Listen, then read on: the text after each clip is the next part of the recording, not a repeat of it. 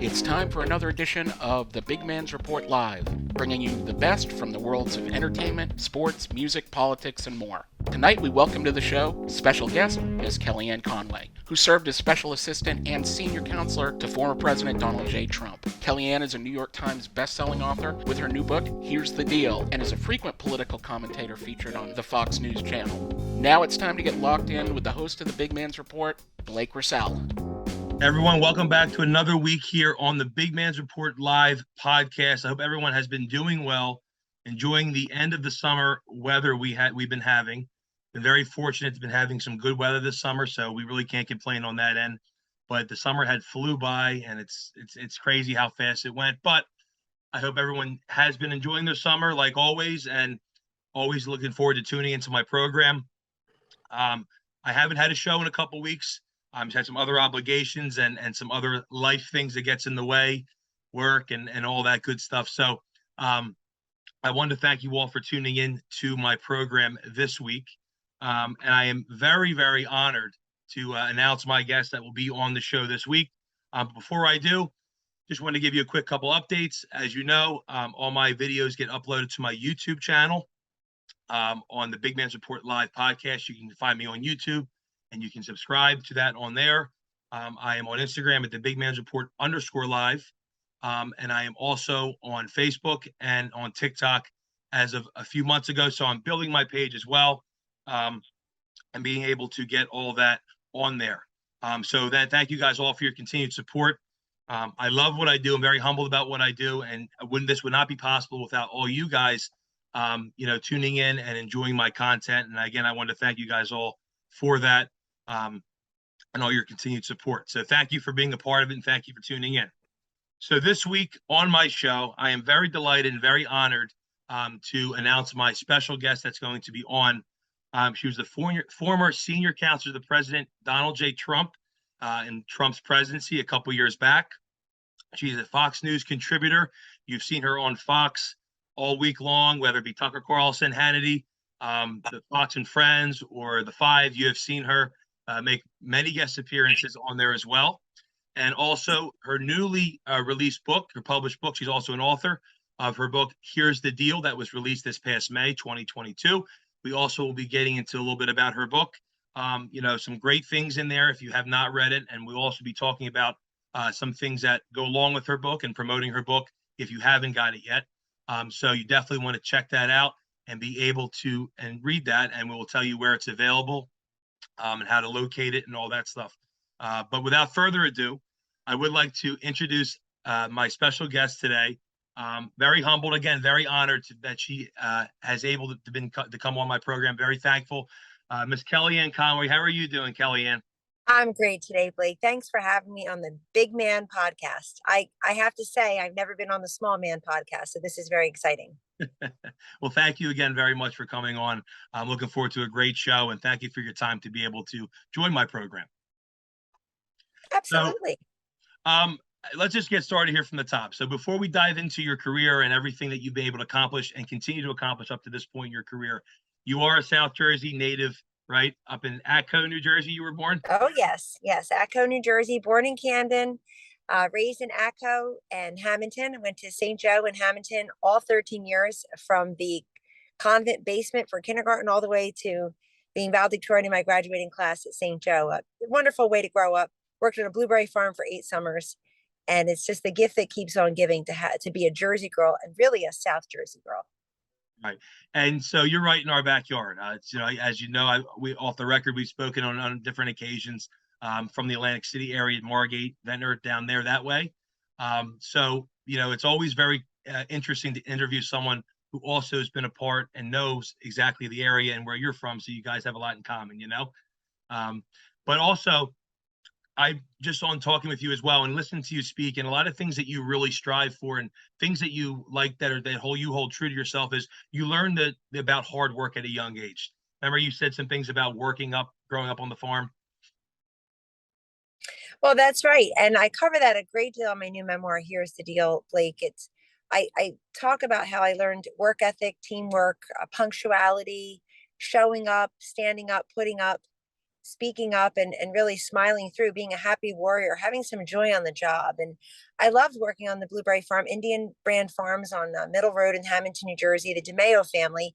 That particular job where we packed blueberries, you had a pint, you took the pint out, you put a piece of cellophane and a form over it, a rubber band, and you stuck it in the paper crate. You did that 12 times for 16 cents per crate. And it really taught that has since been outsourced to machines, but it really taught me the value of hard work at a very young age, my tween and my teen years. And I've carried that with me throughout my life. And I really do I regret the fact that so many people, particularly young people, have not had a great opportunity to actually work with other people yet. They've been remote for schooling, for college, for their first job or internship or so. And I do hope that we get back to work literally, because so much is to be gained when you're looking in the eyes of other colleagues, when you're figuring out a strategy and some tactics to get the job done together.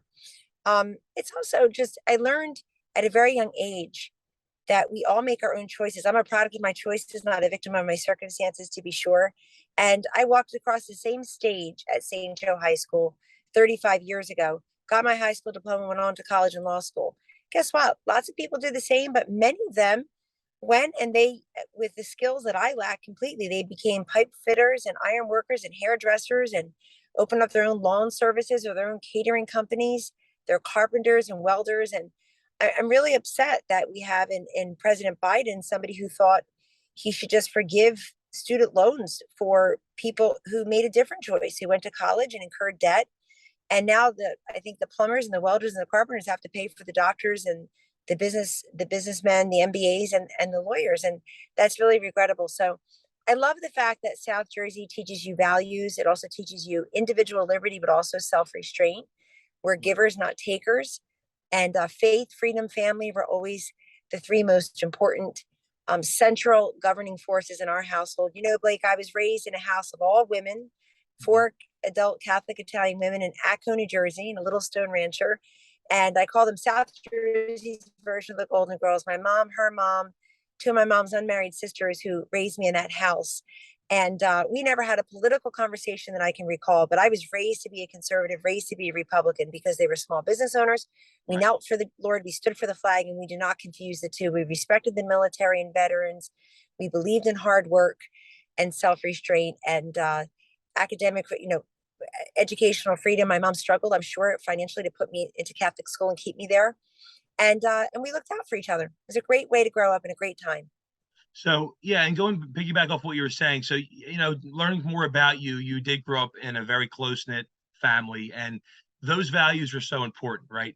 And kind of like you mentioned before, we feel as if this younger generation now today doesn't have, and I'm not saying they don't have the ability to learn about those values, but I feel like they're not as strong as they once were, right? And you see a lot of that in maybe in society today. Obviously, on your daily basis and what you do. You see the way society is, and a lot of that young generation doesn't really have that that niche yet of what it really truly means to be a hard worker, right? Well, yes and no. Yes and no. I would just say I don't like to overgeneralize an Right, entire generation, but your point is well taken in that the statistics show that fewer people are churchgoers, for example. We have fewer people saying that they belong to an organized religion. That doesn't mean you don't have values, but there is right, for me anyway, I can speak to my own experience, having the Catholic Church as a centerpiece of our lives, and me being in Catholic school at St. Joe's, even though it was very rare to not have a father, to be raised by a single mom. That was very rare in the right, 1970s. And yet we did it. And I think the hard work part, we have to, some people work very hard, but I'm really talking about the need to be with other people in a right, place of work, and not just staring at your computer and living online. Because if online is where you get your friendships, where you do your work, where you receive your education, where you order your goods and services, your meals, that's not really a full offline living. And I like to say that one of the biggest divides in our country, Blake, that does not get enough coverage, in my humble view, is the difference between people who live their lives mostly online and those like me who choose to live their lives mostly offline. It just smells, looks, tastes, and is better right. offline. Yeah, and to what you said, that's a great point as well.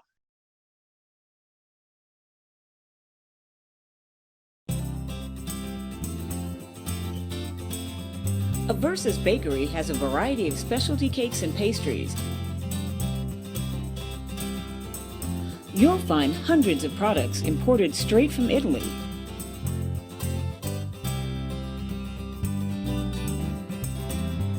And let's not forget about A Versus famous bread and rolls, prepared foods, pizzas, strombolis, in addition to gift baskets and trays. Everything is 100% homemade because we take pride in our recipes and service. Visit one of our locations in Turnersville, Margate, and Brigantine. The law office of Thomas C. Rossell is ready to assist you with any criminal or municipal court matter requiring the services of an attorney. We service Cape and Atlantic County. For a free initial consultation, call 609-204-0043. Once again, the phone number is 609-204-0043. Call for your free initial consultation with attorney Thomas C. Rossell. Going off of what our previous topic about, yeah, I mean, this generation does have, don't get me wrong, hard workers, but I do agree with the influence of technology and, the computers and cell phones, what, the generations 30, 40 years ago did not have, this current generation has, right? So, and like you said, it does influence a lot, and that those social values, that social interaction, which is really important for our younger kids to understand and experience, right? And maybe again with the whole pandemic, the last couple of years, especially at the school level, it was a shame that they were not able to get that in-person instruction and be able to be with one another every day, see facial expressions, see social interactions, because that's so important, right?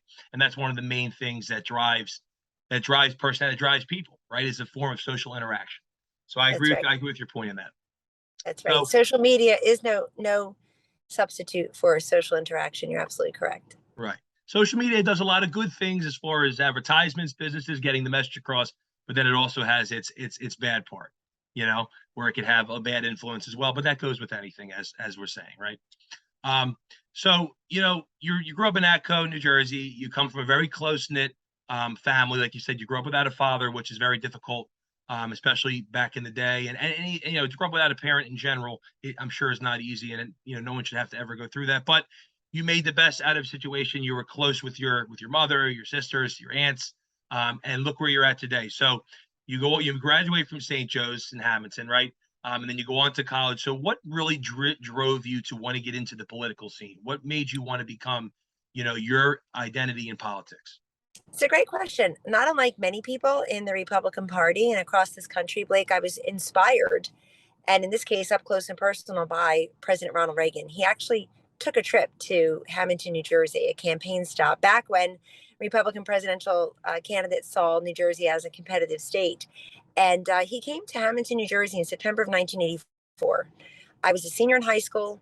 I was co-captain of the field hockey team, and I had been Blueberry Princess the year before. So I got to meet President Reagan off on the side of the stage, backstage, very briefly. It was a very brief interaction. And I was bitten and smitten, bitten by the political bug and very smitten by him. But I had listened to him the month before at the Republican National Convention.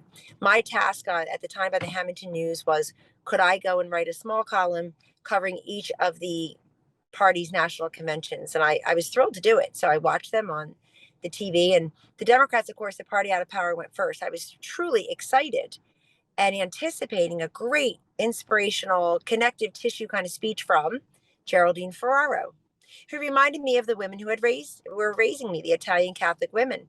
Here she is, Congresswoman from Queens, self-made person. And I was truly excited to hear her vice presidential nomination acceptance speech in 1984, made on the ticket with Walter Mondale. She was fine, but it was Ronald Reagan who really inspired me, with whom I connected, Blake, because I felt he didn't talk like a politician, even though he was the incumbent president. It was inspiring, it was uplifting. He's a great communicator, but you can't be a great communicator if you're not communicating great substance. And he did exactly that. And I think President Reagan tapping into our better angels, talking about American resilience and hopefulness and morning in America, the best is yet to come, all the while tackling some pretty dark and spooky issues like communism and what he referred to as the evil empire in Russia. and taking the case right to Mikhail Gorbachev, tear down this wall. Pretty bold stuff for a guy who otherwise seemed like everybody's grandfather, very warm. But I thought this man who was literally 4 times my age from a different coast and a different gender connected with me anyway. And so I was sort of bitten. I specifically wanted to go to Washington, D.C. for college, for law school. Right. I started the College Republican Club, which had been dormant at my college. And my friends started the Democratic Club. And as college Republicans, even at an all-girls Catholic college, Blake, I could not find a faculty member to agree to be our faculty sponsor. You needed one to get recognized by the campus and get some funding, be able to reserve one of the classrooms or a common space for a speech. And I will never forget, and I will always appreciate Dr. Ivor Reed, who himself self-proclaimed, progressive liberal, straight out of Woodstock. He prides himself practically. He said, you know what, my politics are less important than you young women having the opportunity to assemble and to be able to meet and invite speakers and get some funding. So he did that for us, which was great. By the time I graduated, less than 2 years later, it was the largest club on campus. So It tells you something about it. And folks out there, you're afraid to express yourselves. You're afraid to organize. You're afraid of being canceled, of not being woke enough. Guess what? If you build it, they will come. Yeah. And that's such a great point. I think one of the main things that you just said was, the fear behind it all, right? You don't want to fear anything. You just got to go push yourself and just kind of get out there, right? You don't want to look at what could happen, who's going to say what, who's going to want to tear me down, because as with anything, that you're going to have people that are going to disagree, right? Look at our political system today where, we disagree with one another on certain issues, certain policies, but you know what I mean? I mean, like the biggest thing is just go for it, right? And just, you just be driven, because being driven doesn't matter. You're going to have your ups and downs. It's going to take you a long way if you have that motivational tactic and if you're driven along the way. And, just learning a lot about you and speaking with you, that's what you did. You kind of just grabbed the bull by the horns and you went right there and you just kept going, and you were into your token and to your success. That's where you got yourself today, which is outstanding, remarkable, Thank you. No. So you went to college in DC, went to law school. Walk us through, because this is my listeners, my audience always want to know what, about these big events and these big things in history, right? So, the big election in 2016, Donald Trump and Hillary Clinton. How did you get started and get involved in getting into the campaign? Starting as the senior campaign manager, which was actually the first woman to do that. So, great success on your end to be able to do that. So what was that like? What was that experience like? And explain to us how you got into and got involved into working yourself into the Trump presidency. It's an incredible historic experience for me, and it wouldn't have been possible without Donald Trump. He saw something different in me, and the voters certainly saw something different and unconventional in him. And he didn't want to use the usual consultants who, I will tell you, in the Republican Party, I call it staph infection, Blake. Candidates often lose. Consultants always seem to win. And then you blame the candidates who just paid them millions of dollars. So this was a different race. He's the original underdog, underestimated, understaffed, under-resourced, and yet victorious. The first president in United States history to have never had prior elective experience or military experience. And the only other president with no prior elective experience, of course, was Dwight D. Eisenhower, who had military experience. So here's Donald Trump having so much in common with most Americans who also don't have political experience. And we're sick and tired of those saying, I'm going to term limit myself, I'm going to make changes, life will be great for you, and never making good on those promises, which frankly, you make a promise to somebody as a candidate to a voter and they vote for you, you've broken trust with them. They've made a covenant with you. They've given you in return something very precious to them, their vote, their trust. And so Donald Trump comes along, and I see in him really what I had, the wish fulfillment of what I had heard in focus groups and in my polling for decades, which is people said, I want somebody to be the president who has a ton of experience but has never been in politics. And you're thinking, well, who could that be? How's that even possible? And it turned out a different kind of experience was plenty for them. Donald Trump, as a successful, well-known, internationally known businessman, job creator, names on buildings and golf courses and other products and services, tangible items that you could see. That was a measure of his success to many people. And then, of course, he had the #1 hit show, The Apprentice, when it had started early on. So even if you didn't watch The Apprentice, you knew, oh, he's on NBC. He's got a network show. So my cousin's watching it. My mother's watching it. Somebody's watching it. So he came pre-verified. And he saw in me somebody else who was unconventional. Donald Trump made me campaign manager, not at 29 or even 39. I was 49, Blake. I had worked my tail off for years, for decades. I was hiding in plain sight. I was already part of the Trump campaign. And then he asked me on August 12, 2016, he asked everybody else to clear the room. I stayed alone with him. And I write about this in the opening pages of my book. I hope people will pick up this book. Here's the deal, my memoir, #1 New York Times bestseller, little girl from Little South Jersey. Pick it up, because I tell the story of Never Before Revealed, that Donald Trump and I are there. And I said, what's going on? You're running against the most miserable person in presidential political history, Hillary, and we're starting to look like her. No, I'm not. And I said, well, there it is. And he basically was frustrated that he had heard from many people that Donald Trump, was a much better candidate than Hillary. I said, well, that's true. That's empirically true. Fact check true. He said, but she's got the best people. And I said, no, she has more people. There are like 1,000 people over at her campaign. You have less than 100. But I've been downstairs now for many weeks, many months, and you've got a lot of great men and women who are working really hard for you. He said, really? He had never been down there. And so fast forward, I start telling him how he can win, what I think he can do. And I do start telling him that the 3 major benefits for female candidates Hillary lacked completely: fresh and new, seen as incorruptible, and also a great peacemaker and negotiator. Nobody saw Hillary Clinton as any of that. And female candidates often are seen that way, Blake, up and down the ballot. Right. I also, the president asked if I could be the campaign manager. I asked him for 3 things in return. And Blake, without hesitation, he said yes, yes, and yes, which is pretty remarkable. No one named Romney or Bush or McCain or any of them, wherever had said yes. And so in that way, and one of the things I told him, and I'm going to share with you and your audience, because I think it's directional for the future, and it was not done in 2020 by his sad sack reelection campaign, $1.4 billion, and he's not in the Oval right now. So what I asked him was, so Mr. President, you've already blown this fiction of electability to smithereens. Electability runs around, Blake, and says, you can win, you can't win, she can win, she can't win. Electability pretends I know if you will or won't win. And electoral college is how you do or don't win. Right. And so I said, if you can give me permission to shift to that, he said, okay, all right.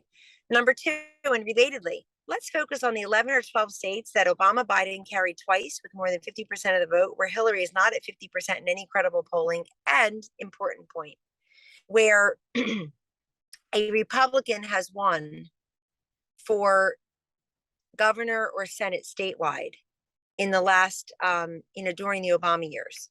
Right. And that was key, because they're not allergic to Republicans. In fact, for many of them, when they're looking for a Senate or a chief executive, a governor, they voted Republican. So that was everything from Iowa, Ohio, North Carolina, Florida, Michigan, Pennsylvania, Wisconsin, and Blake, even states we ended up not winning: Nevada, New Hampshire, Colorado. So right. He said, okay. And then I asked him if we can look at polling. That's my expertise, a little bit more granularly. And he agreed to all of that on the spot and really let us shine on his behalf. And the rest literally is history. I mean, and it's such a remarkable story, because, you look at on Trump's behalf, that he's coming as a real estate developer, a businessman from New York, right? And let's face it, a lot of people, have their thoughts about him, their opinions about him, and obviously still do, unfortunately. After all these years, nobody wants to let anything go, but that's another story.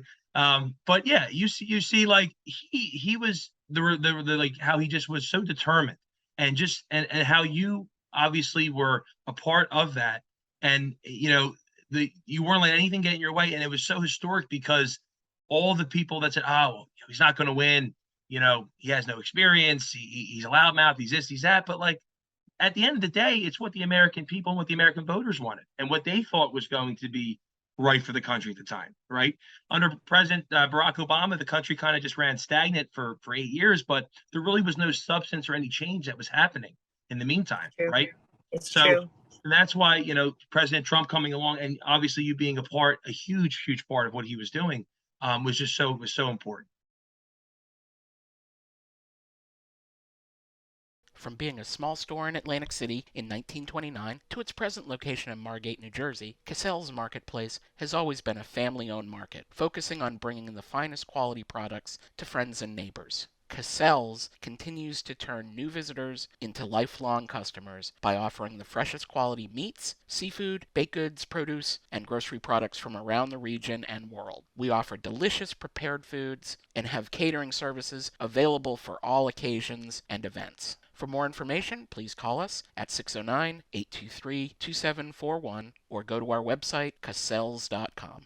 Blake's Gymnastic Training Academy in Northfield, New Jersey, provides a world-class experience for gymnastics training. Blake's is proud to offer team gymnastics for girls from ages 2 years old to 17. Blake's is proud to offer an environment that encourages a love for movement. In addition to gymnastics training, there is also an 8,000 square foot indoor sports training facility that is available for teams to rent. Blake's hosts both gymnastics and sports birthday parties. For more information, call 609-383-9594 or check out the website blakesgym.com.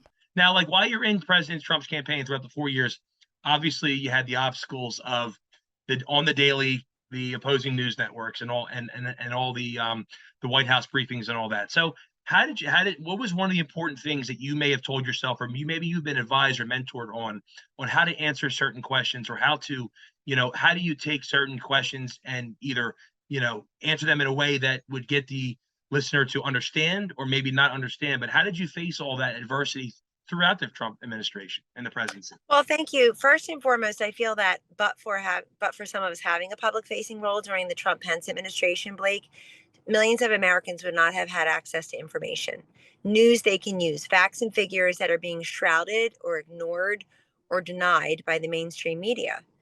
And whether you like Donald Trump's Twitter feed or not, whether you liked every single tweet, I certainly didn't or not. And I used to tease him like, we need to tweet like you need to eat, just about better choices. Right. But guess what? On balance, this country had something we totally lack now from the current administration, which is transparency and instant, free of charge communications from a president of the United States.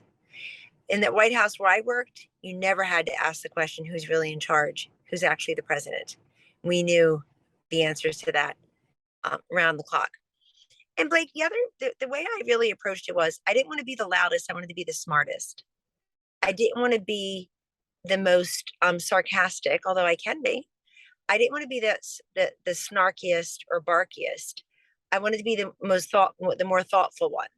And so I would take my time explaining things, previewing a president's policy speech or a foreign trip, explaining people like, you're defending Donald Trump. I'm explaining things. And speaking of defense, I mean, we basically got there. He was inaugurated at noon on January 20th, 2017, my 50th birthday, literally on my 50th birthday. Wow. He was inaugurated. Yeah. When he made me campaign manager, I said, well, Mr. President, I believe in God's hand. I believe in fate. We'll either have the birthday party of a lifetime or I'll take the kids to Italy. And I got to tell you, my kids just went to Italy with me 2 weeks ago for the first time. So we did have the birthday party of a lifetime. But, he gets sworn in, Blake, at noon. And then at 12:15, the Washington Post posts a cartoon or screed or something. He just got inaugurated. Now it's time to impeach him. So there was actually no interest in even getting the story. It was to get the president. They're still trying to get the president. They keep failing, by the way. They keep looking ridiculous. But I think for me, it was, believing in what we were doing and making sure that the economy, that the economic agenda, the energy agenda, the national security agenda, the border security, the drugs, crime, and public safety, the regulations, the small business ownership, so that they're not just surviving, they're thriving, the wage growth, the fact that we lifted millions of people, particularly women of color and single moms, out of poverty is simply remarkable. And I'll put that record up against anybody else's. But look, there are a lot of statistics that people don't even know happened. They don't realize. And a lot of the naysayers and critics of Donald Trump, of course, did the best economically during his 4 years. And the First Amendment belongs to each of us, right? So even those who benefited from him can criticize him from their bigger houses and fatter portfolios. But for me, I know who I am. And I also believe that God had a plan for me. So it really doesn't matter to me what a bunch of miserable people online think of me who have never met me. Like I said, I spend my time offline and online. You've probably read more about me online than I have. I refuse to. Why would I? Why would I give them anything? I pray for those people, because what has you so miserable that you're criticizing a total stranger? But look, we also made people very embarrassed. And let me just say this: it's one thing that the media did not want Donald Trump to be president, didn't vote for him to be president. It's quite another, Blake, that they didn't expect him to win. Exactly. And you reviewed all that earlier in this conversation, Blake. They didn't expect him to win. Right.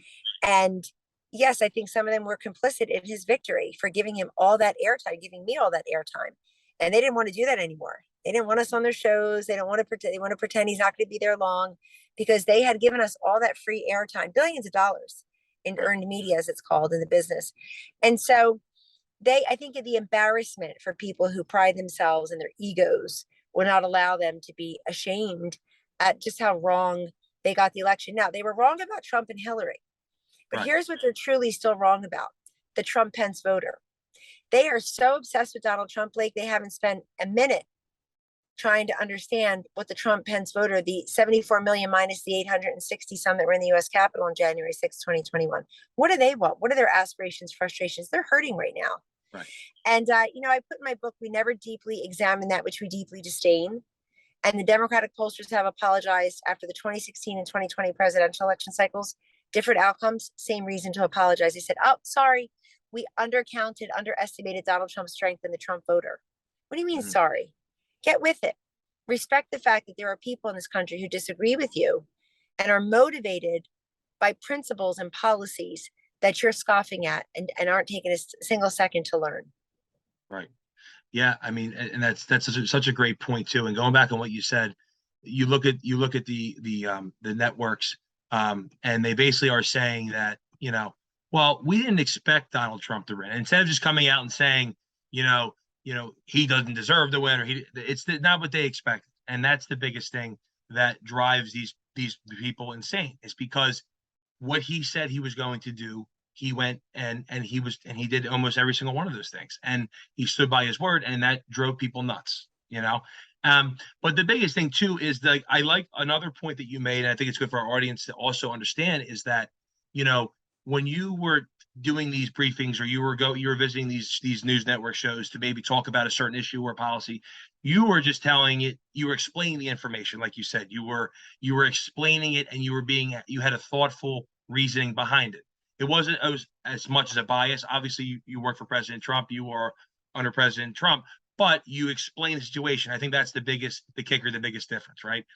People say, oh, well, Kellyanne Conway, she's just defending him, she's just covering it up. But no, that's not. If you knew anything about what her position was and what she was saying, it was explaining the facts. And the biggest thing is the facts. People don't like to explain the facts, and that's No, they don't like to explain the facts. And Donald Trump works with such volume and velocity, right, that he wanted to tackle everything very quickly. And the one thing you feel like you've got very little of when you work in a job like that is time. You feel like you're going to run out of time before you can tackle everything that affects this country and is being affected by this country. Right. And so because he wanted to work at such a speed of a businessman, frankly, a speed of a disruptor, not a typical politician is humana, kicking the can down the road. I'll have a commission. We'll do it next Congress. I wanted to do it, but I can't. Donald Trump did things that no president had ever done. The most significant tax cut in our lifetimes, but really look at what he did in Israel, just by way of quick example, Blake. He kept the promise of 7 presidents. 7 presidents had promised to recognize Jerusalem as the capital of Israel and move the U.S. embassy there. 1 president did it. 7 promised. And they all came up with, some facsimile of the same stupid excuse as to why they couldn't do it. And the worst thing you could ever say to Donald Trump, to President Trump, was that, well, nobody's ever tried that, or they tried that and they failed, or no, you can't do that. It's just an incentive to him to try to do it again, or try to do it a little harder and smarter. So yes, that needed explanation. And, we basically got there at 12:15 on Inauguration Day. The Washington Post is saying now it's time to impeach him. But Blake, quickly thereafter, days after, we started getting subpoenas for a Russia collusion investigation that was fake. It was completely made up. It was made up and paid for by Hillary Clinton, the Democrats, and people at the highest level of the FBI. And it's a total disgrace. Not only do people not give back their phony Pulitzer Prizes, the Washington Post, New York Times, and elsewise, and all their phony awards that they gave each other, but they never apologize. Nobody ever says sorry, Kellyanne, for saying that. a campaign you ran to it, you managed to a successful conclusion was colluding with Russia. I was talking to people in Mecklenburg County, North Carolina, and Macomb County, Michigan, not Moscow. And look what they did to the president and his family, just the money that people, innocent people, had to pay attorneys to represent them for something that was totally made up. So on that, yes, I was defending. On the rest of it, I was explaining. Right. And that's so important too. Like, and going back to what we were saying before, like, the man is, the President Trump is out of office, and they're still trying to find him for things, and they just, it's just an ongoing circle. And I think the biggest thing, and personally, if you disagree or agree with me, but I think it's because they're afraid of what could come and what could happen in 2024, and that's something that sure. Yeah, these are political exercises. These are not legal exercises. The Right. January 6th committee is not a familiar forum to anybody. It's not your typical congressional investigation where the minority party would have full representation, be able to ask questions, interview witnesses. That hasn't existed. It's not a courtroom, that's for sure, because you would never be able to have these witnesses who are not being truthful about who they are. Big Right. Trump sycophants, Mark Meadows, acolytes and Trump sycophants now under oath. Sure, they're able to say things like, well, the gist of it was, or I think what he meant was, or what I took, Right. that would not be allowed in a court of law. Exactly. And that's certainly the truth. You wouldn't be able to hug the chairwoman of the committee, who I guess coached you along or encouraged you along. These things would not happen in a real courtroom. And so, and that's not to say that January 6th was not a dark day in our nation's history, because it was. I'm very critical of what happened on January 6th. I'm very critical in my book of what happened to many of the January 6th people who have never even learned their fate. And I'm very highly critical of the 2020 re-election campaign, from which I took not a penny, not a dime, and I wasn't involved at all. Right. I thought it was a terrible campaign run by the president's son-in-law, Jared Kushner, by Brad Parscale, the campaign manager. They had $1.4 billion, including money from your listeners and your viewers, Blake. Right. And they blew it. And look, President Trump had said in April or May of 2020, hey, folks, if they do this universal mail-in ballot, if they start doing that, then we're going to lose. And his campaign should have heard that and done more, spend more money on what I call the non-sexy stuff of politics, Blake. Yeah. Go and make sure there's election integrity, ballot integrity, no ballot harvesting, none of these Zuckerbucks, none of these shenanigans in Pennsylvania. They failed to do that. Instead, they're running ads at the Super Bowl. So we can't have that again. That has to be a cautionary tale. All that did was enrich unimaginative, non-creative people. And the president is, he's in Bedminster or Mar-a-Lago, depending on the season. And those are really nice places I frequented, but they're not the Oval Office. It's not the White House. Right. Now, and that's so true too. I mean, what we can look forward to is hopefully, going forward into the 2022 midterms and the 2024 election. But I agree with you wholeheartedly, and hopefully we look to see some things down the road. We can hope for a better change, right? But Kelly, we only do have under 4 minutes here left on the program. I mean, it flew. We're gonna have to have you on again, definitely in the future. But I do want to talk, before we end here, I do want to talk a little bit about your memoir, Here's the Deal, which is your newly released published book that my viewers would like to get in touch, would like to get a copy of if they haven't read yet.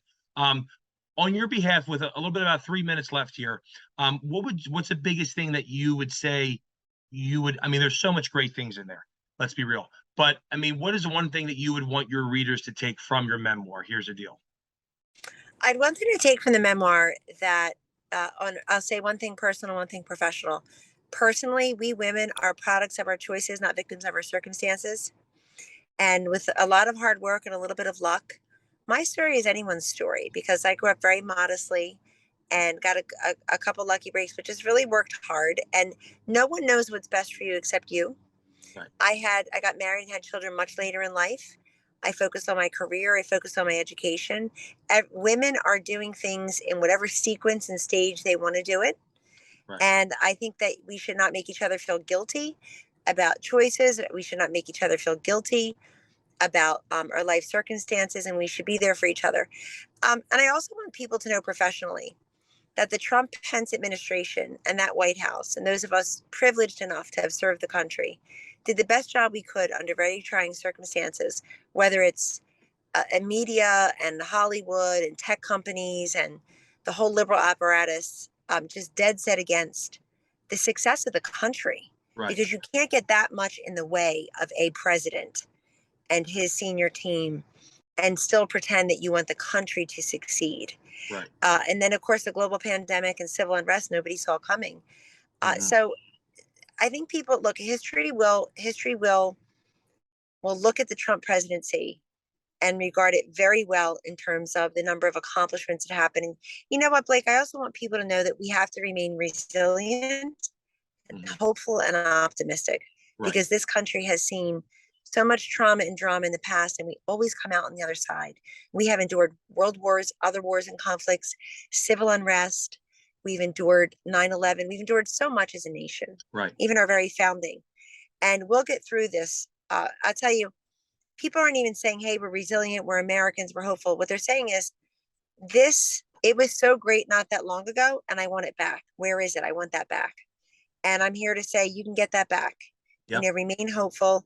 I know people are suffering, and also we have about 30 seconds, Kelly. Yeah, I want people to understand that everybody's unique, and everybody you encounter is struggling with something. So a little bit more compassion, I think, would go a long way.